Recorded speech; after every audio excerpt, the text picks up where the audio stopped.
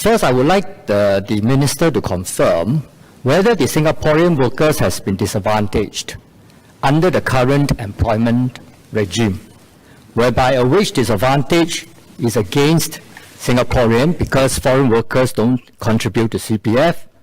There's no quota on EP holders. There's no skills transfer requirement.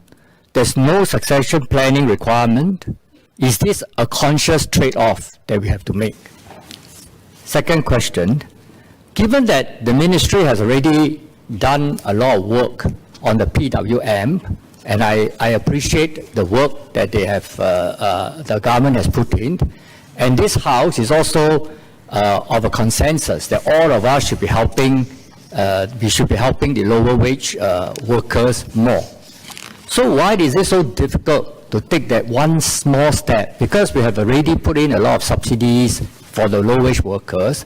Just take the one small step to make it a blanket living wage or minimum wage.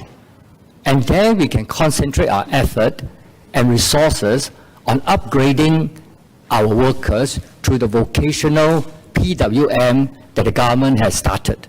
I think that is a very good step because we really have to upgrade the skills and the income of our higher wage workers actually.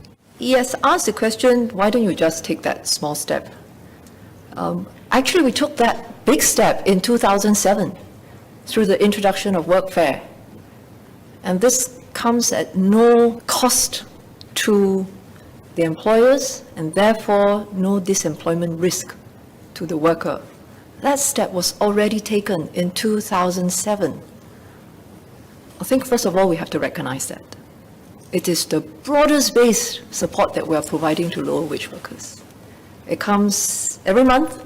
It supports the lower wage workers, not only cash payouts, but also to build up their CPF.